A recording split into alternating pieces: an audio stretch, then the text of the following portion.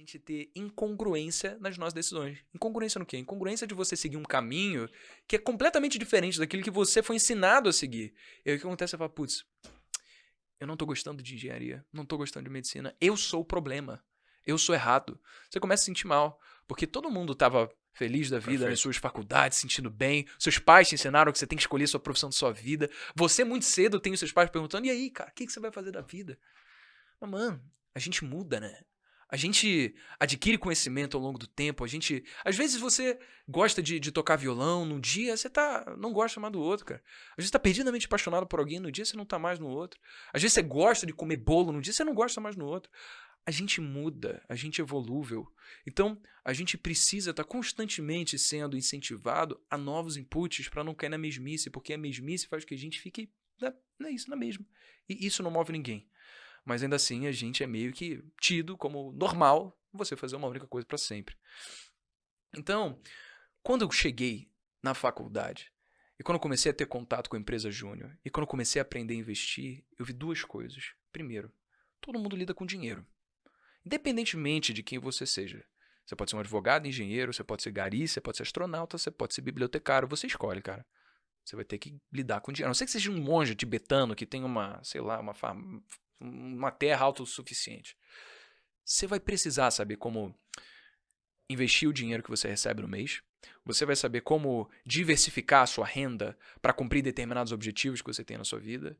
Você tem o direito de saber que você não precisa depender do INSS aos 65 anos de idade.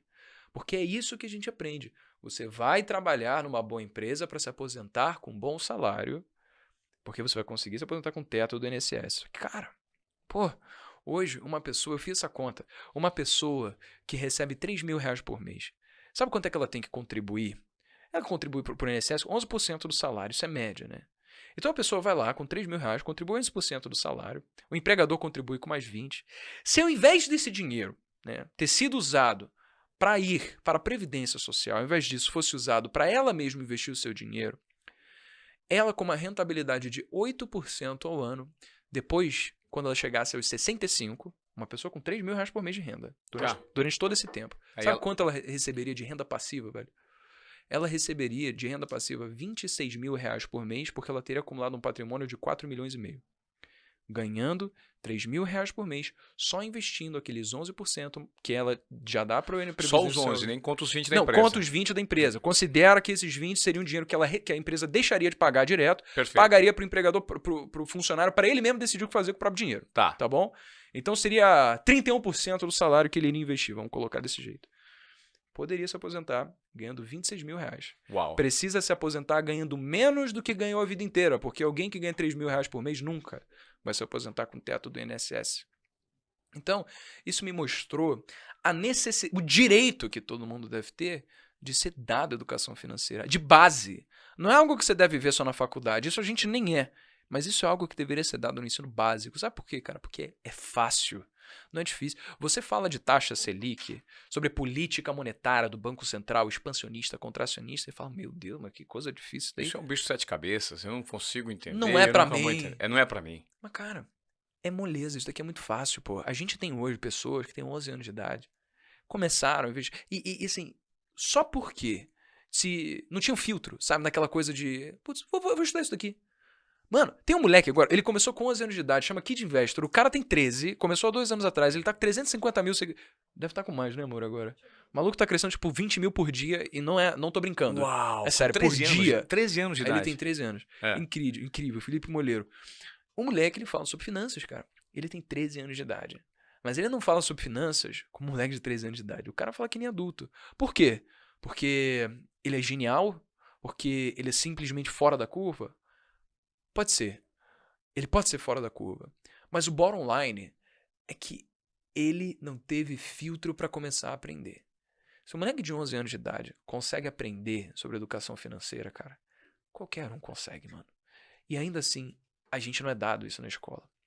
Isso foi a primeira coisa que eu percebi. A segunda foi a seguinte.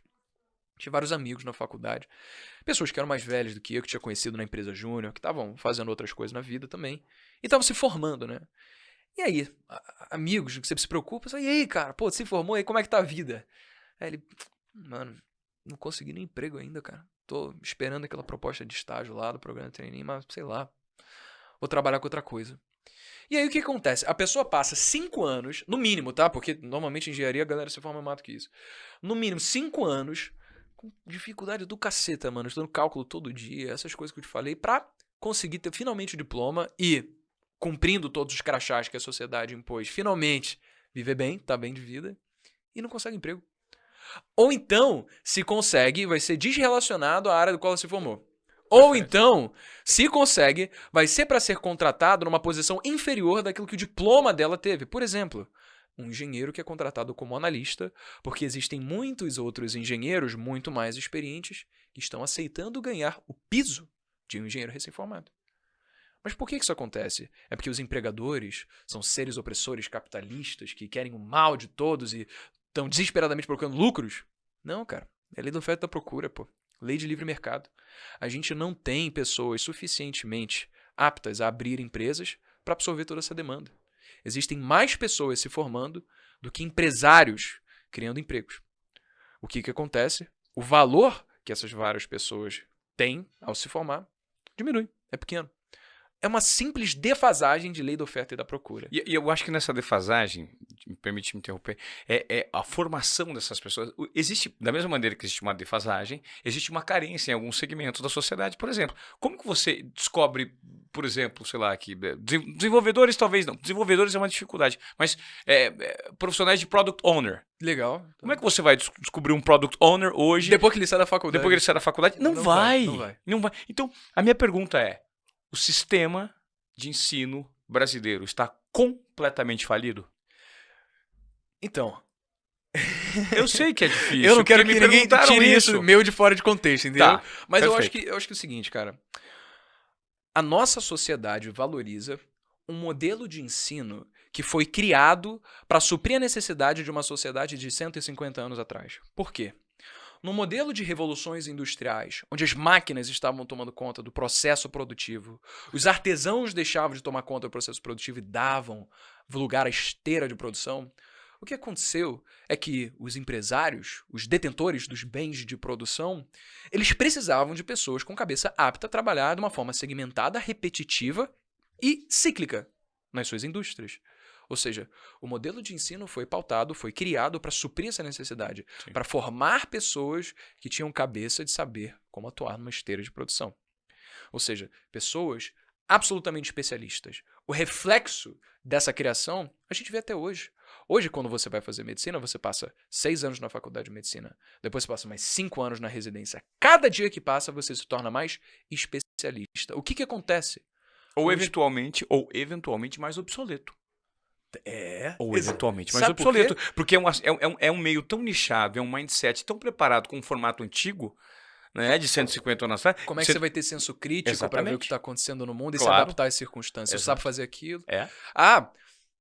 Faz isso daqui desse jeito aqui. Eu faço esse desse jeito aqui, eu aprendi. Agora faz desse... Não, esse daqui eu não sei. Não, mano, a ideia é pensar que hoje as demandas do mundo são completamente diferentes daquelas de 150 anos atrás. Claro. A gente tem outros problemas. A gente não vive mais na indústria. A gente precisa de pessoas que têm cabeça pensante, que conseguem identificar os problemas do mundo e tirar conclusões sobre o que fazer para resolver esses problemas. Como é que você consegue? Cara, isso é a cabeça do empreendedor. Só que as pessoas falam, eu não quero empreender, não é para mim. Irmão, empreender é qualquer um. E empreender não é simplesmente você abrir um CNPJ, cara. Empreender é uma filosofia de vida. É você tapar do que está acontecendo no mundo. É você ser cético para entender a causa do que aquilo que você viu ali gerou. Então, o que gerou aquilo que você está vendo? Quais são os impactos que isso tem no mundo? Existe alguma coisa que você individualmente pode fazer para melhorar? Da sua parte, sabe?